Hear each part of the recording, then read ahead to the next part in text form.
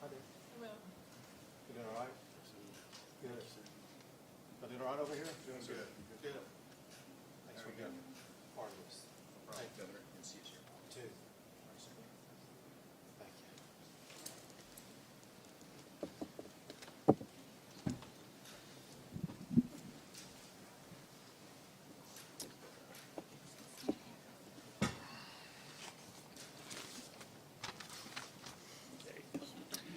I want to thank everybody for joining with us for this very important signing ceremony here today.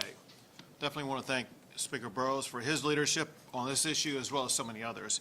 And also thank Senator Tim Parker for his leadership in the Senate on this bill, as well as the Cyber Command that we signed last week, and again, so many others.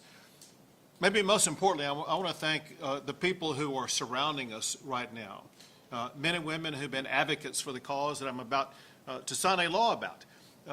Their lives have been touched, affected, harmed in some ways, and they have been looking for a pathway, a therapy, a treatment, a way to deal with and grapple with and have a better pathway in their lives by an alternative that some were able to find on their own, an alternative that we believe should be tested and evaluated for the possibility of achieving FDA approval.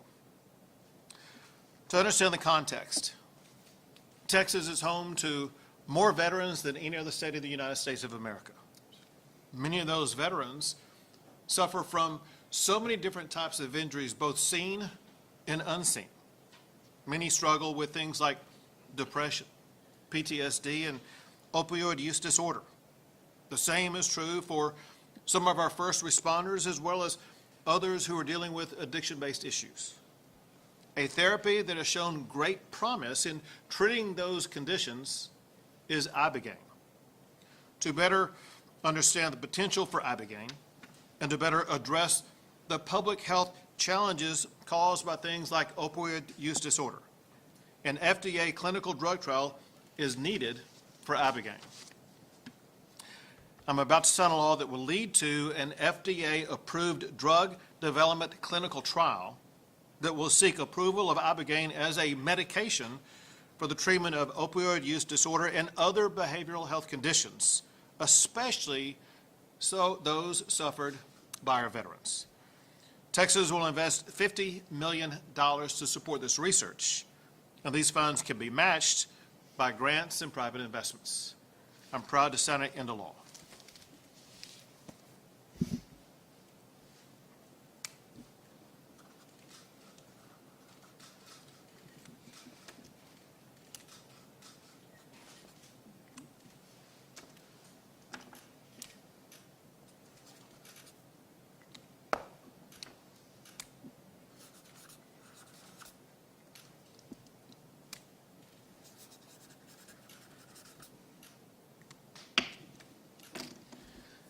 Texas is now leading the way in the United States for the evaluation of Ibogaine as a potential medication that can help improve the lives of so many Americans.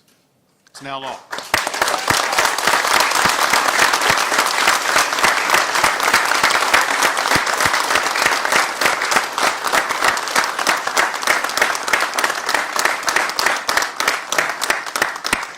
And now Speaker Burrows. Before the session began, I had heard of Ibogaine, and probably like many of the House members and senators, knew a little bit about it. You know, I was not convinced about what it could do or what it could not do, but because of the powerful testimony that we heard, something everyone needs to remember, when you actually hear from people and people come to these chambers, it makes an impact, it makes a difference. And we heard story after story of people who went and got treatment, credible actors, and felt it had improved their lives, whether it was an opioid addiction or other issues they were dealing with. It made an impact. And slowly, as session went on, the members of the Texas House, members of the Senate began to agree that this was worth the next step. It was worth investing in and making sure and seeing if we could do something to bring this to more people. I want to thank Governor Abbott for his leadership on this, Senator Parker, the Lieutenant Governor, Cody Harris in the House, many of the people, and especially those behind us, who were some of the most powerful actors that brought this into existence today. So I'm excited about today. I'm more excited about these trials and what's going to come from them, and hopefully, the relief that provides to so many affected members and people who need this therapy. Thank you. Now, Senator Tam Parker. Well, what an honor to be here today. Thank you, Governor, for your leadership in signing this into law. I want to thank Speaker Burrows and the Lieutenant Governor for his great support, the Lieutenant Governor's staff, Savannah Mann on my team, the incredible folks behind us here, Brian Hubbard and so many other veterans that provided amazing testimony throughout this entire process. This is about restoration. This is about the opportunity to restore the lives of so many veterans that have put their lives on the line for all of us, that literally have put their lives on the line for all those years, and they've suffered as a result tremendously. And so the promise that Ibogaine provides, we think, is very significant. It is not just a chemical improvement that on a short-term basis. It is structural. It is an increase in neuroplasticity and all the data that we have seen up to this point. So we're incredibly excited to take this step. There's nothing more important than protecting our veterans and our public at large. This will have benefits for everyone if the clinical trial is successful, as we believe it will be. We pray for that. We're excited about this process. And again, think about what the impact will be, the lives that can be saved and restored because of this amazing breakthrough potentially here with Ibogaine. So again, I want to thank the Governor and the Lieutenant Governor and the Speaker, all the incredible champions, all the folks in the veterans community that have come up to us and shared passionately their personal stories. It made an enormous difference on me, and taking it seriously, getting into the science, understanding that this needed to move forward. And of course, I want to thank my good friend and partner in the House, Cody Harris. Our prayers are with him and his family for all they've endured here personally as well recently. But again, this is a great day for Texas, a great day for our vets, a great day for people that care about mental health. It will also have enormous implications, I think, long-term for all kinds of various neurological conditions as well. And so we look forward to that day when we're able to really provide meaningful relief to the people of Texas that suffer from so many of these conditions that Ibogaine will improve their lives and being a great solution for. So again, what a great day, and thank you, Governor, for your leadership. Thank you. Thank you. Thank you.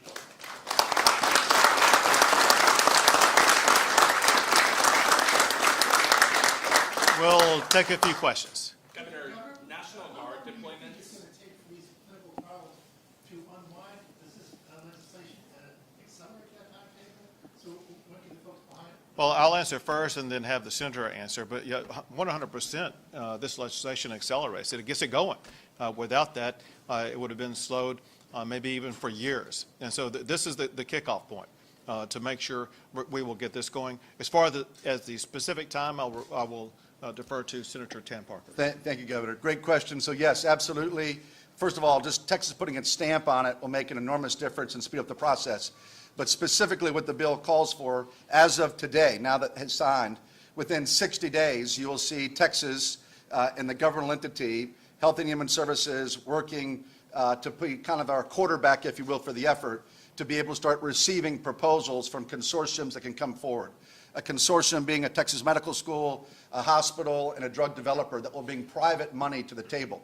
The money that Texas is investing will only be put in based on a match, based on private funds being contributed by people that have great expertise. So we're looking forward to that consortium, those consortiums coming forward, and again, we'll be receiving those proposals 60 days from now based on the legislation. So it's going to absolutely speed up this process, and we hope it'll be a very quick, as quick as possible. Clinical trials are never quick in and of themselves, but we'll move it as expeditiously as possible, and excited about what the implications will be for the people of Texas and for the country. Governor, National Guard deployments, can you tell us how many soldiers are being deployed, and if these are preemptive deployments, or if they're just purely on the sidelines until they're called in? First of all, we want to make sure that what has happened in California does not happen in Texas. Texas is a law and order state, and we will use every tool that we can to ensure order across our state. That includes the deployment of Texas Department of Public Safety officers, as well as Texas National Guard, in strategic locations where they can provide the most robust response where needed.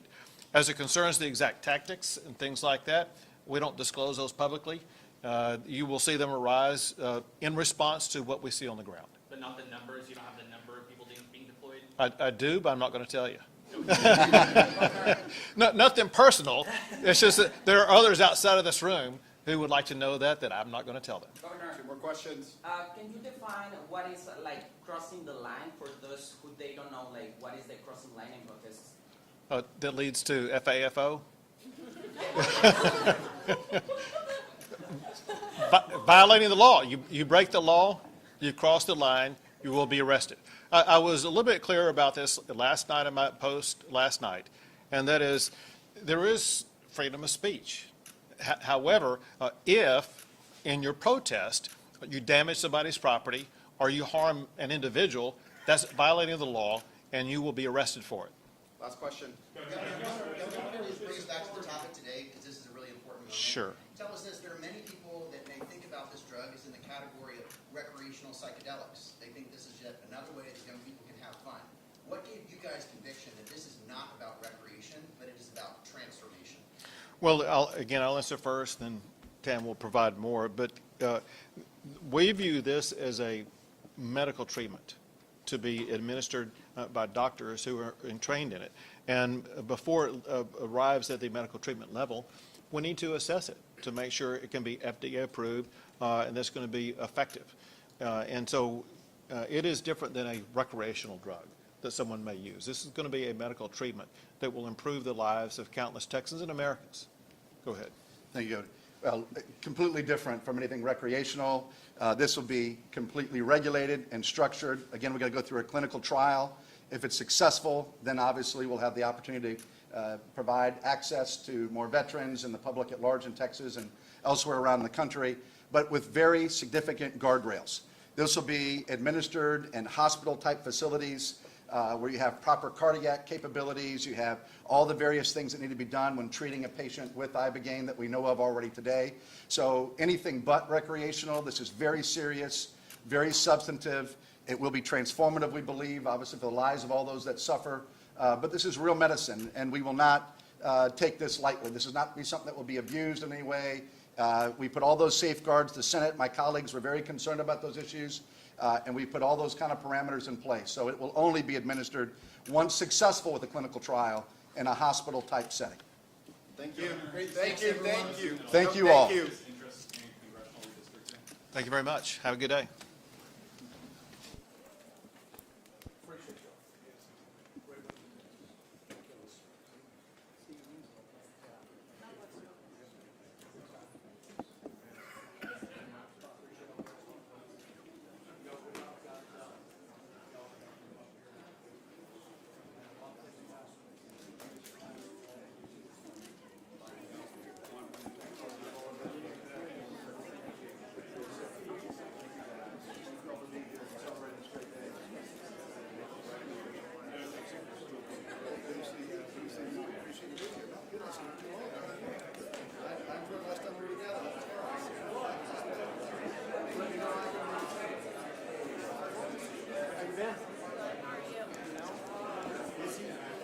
Post, trying to figure everything out.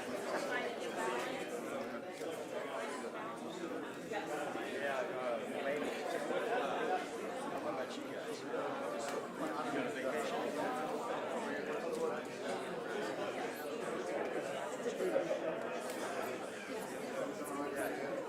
We got it done.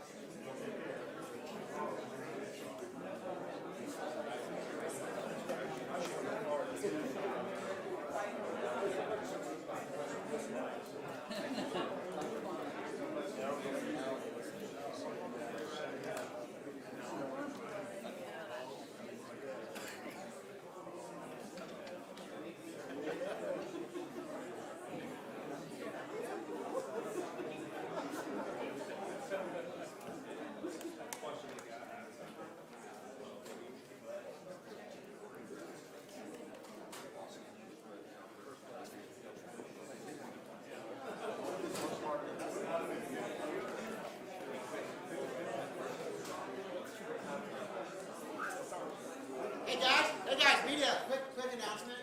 This is not officially, there is a reception with a number of the people involved in this bill about 5 blocks from here that starts in about 30 minutes. It's open to any interested parties that care about the cause. It's 1809 Pearl Street. If you want to learn about it, I'm Evan Baer. Just grab me, I'll be standing over there. But anyone involved, media or otherwise, is formally invited to hear from some of the heroes behind us today. So I'll be by the door if you need information. Thanks, Evan.